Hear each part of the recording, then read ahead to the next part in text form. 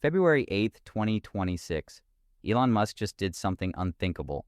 The man who spent 2 decades promising to die on Mars, who named his company's mission Making Life Multiplanetary, who set target date after target date for Mars colonization, just hit pause. SpaceX has already shifted focus to building a self-growing city on the moon, Musk posted on X. Mars? That's now 5 to 7 years away or maybe longer. This isn't just another delayed timeline. This is a strategic U-turn. As recently as January 2025, Musk said, "No, we're going straight to Mars. The moon is a distraction." So what changed in 14 months? The answer isn't in the stars. It's right here on Earth. And it has everything to do with energy. Let me walk you through what actually happened. In late January 2026, SpaceX told investors it would prioritize the moon and postpone Mars missions originally planned for 2026. Then Musk made it official on X. His reasoning?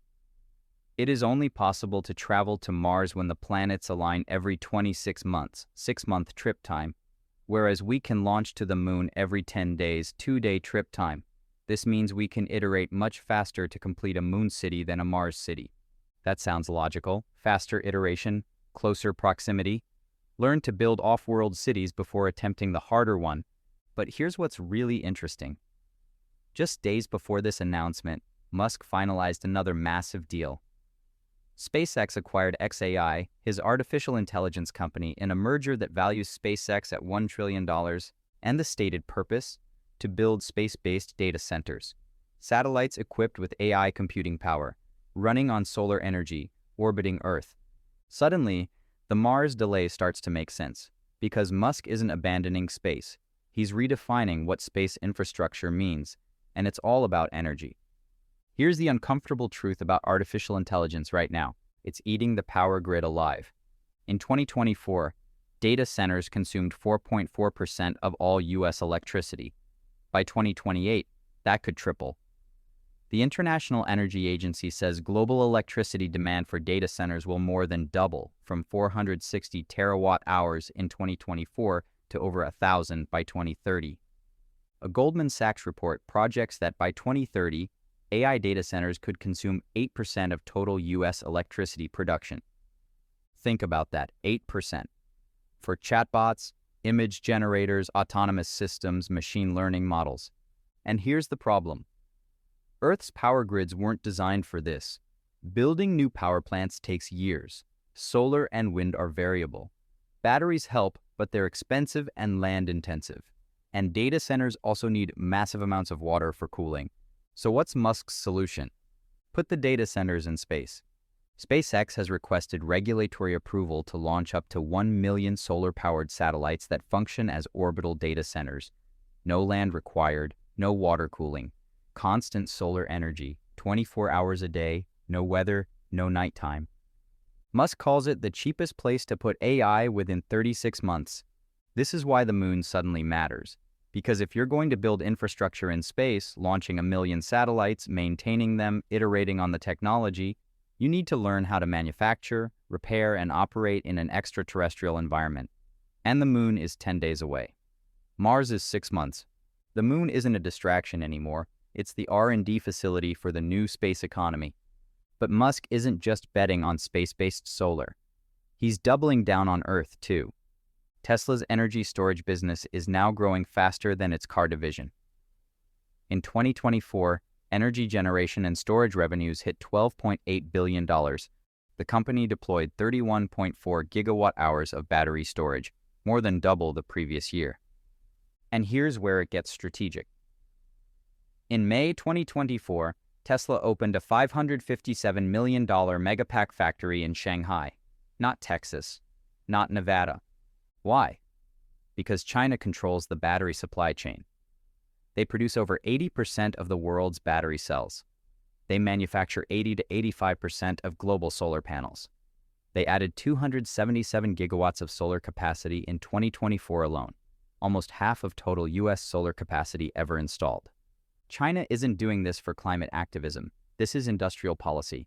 Energy independence equals national security, and whoever controls the batteries, the solar panels, the lithium processing, controls the infrastructure that powers the 21st century economy. Tesla recognizes this, so they're manufacturing where the supply chain is, selling to the markets that need grid storage, and betting that renewable energy infrastructure is more profitable, right now, than electric sedans. In 2024, Tesla's energy segment had higher gross profit margins than automotive. Megapacks are selling to utilities, wind farms, and data centers desperate to stabilize renewable energy. The message is clear: the most important infrastructure isn't roads for cars, it's energy storage for grids. So let's connect the dots. Musk delays Mars, prioritizes the moon, merges SpaceX with xAI to build orbital data centers powered by solar. Meanwhile, Tesla manufactures batteries in China and sells grid-scale storage globally. What's really happening here? Musk is reorienting his empire around energy infrastructure, not exploration, infrastructure. Because here's the brutal math. Global investment in clean energy hit $2.3 trillion in 2025. Battery storage deployments jumped 51% in 2025. The U.S. added nearly 200 gigawatts of storage capacity in the third quarter of 2025 alone, an 80% increase. Compare that to NASA's entire 2026 budget, $24.4 billion, for everything. Moon missions, Mars research, satellites, all of it. Building a self-sustaining Mars city, Musk's own estimate $100 billion to $10 trillion. The world isn't investing trillions in Mars. It's investing trillions in solar panels, batteries, and grid infrastructure, because those generate returns today. They power economies, stabilize grids, enable AI development, reduce dependence on fossil fuels. Mars is aspirational. Energy infrastructure is existential. And Musk, for all his Mars rhetoric, is a pragmatist. He sees where the money is. He sees what humanity actually needs in the next decade, and he's redirecting resources accordingly. Here's the uncomfortable question nobody's asking loudly enough. Is Tesla competing with China's energy dominance or collaborating with it? China invested over $600 billion in climate tech in 2024 alone. They control rare earth processing. They dominate battery chemistry. Their state-directed capital built the solar and battery supply chains that the entire world now depends on. And Tesla? Tesla builds megapack factories in Shanghai, sources batteries from Chinese suppliers like CATL, sells energy storage to the very grids that China is electrifying. This isn't criticism, it's reality. If you want to build grid-scale energy storage at the pace the planet needs, you have to work with the country that owns the supply chain. But it raises strategic questions.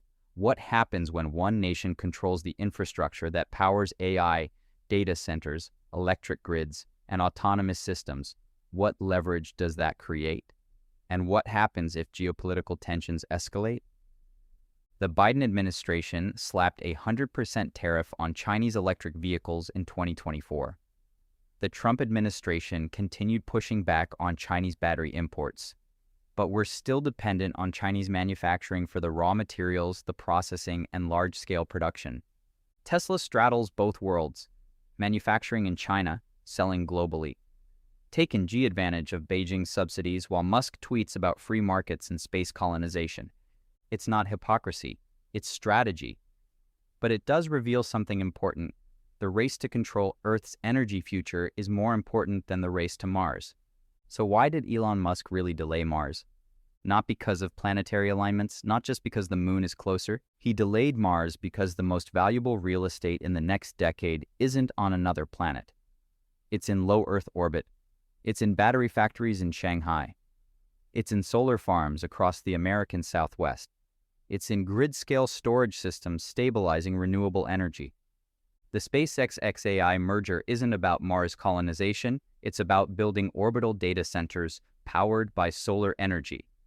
The Tesla Megapack factory in Shanghai isn't about electric cars, it's about energy storage infrastructure. Elon Musk sees what the rest of the world is scrambling to understand. Artificial intelligence needs power. Massive, constant, reliable power. And whoever controls that power, whether it's through terrestrial solar and batteries or orbital data centers, controls the future economy. The International Energy Agency says we need to triple clean energy investment by 2030 to hit net zero by 2050. Solar alone must supply 20% of global energy by mid-century.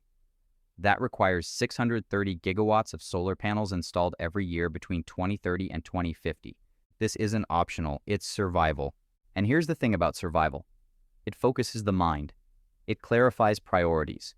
It forces you to choose between what's urgent and what's aspirational. Mars is aspirational, a beautiful, ambitious civilization-scale dream. But right now, we need to keep the lights on. We need to power AI without breaking the grid. We need energy independence that doesn't rely on fossil fuels or a single nation's supply chain. We need infrastructure that works this decade, not in 2050. Elon Musk just told us in the most public way possible that he understands this. SpaceX is pivoting to the moon because it's faster. Tesla is scaling batteries because they're profitable.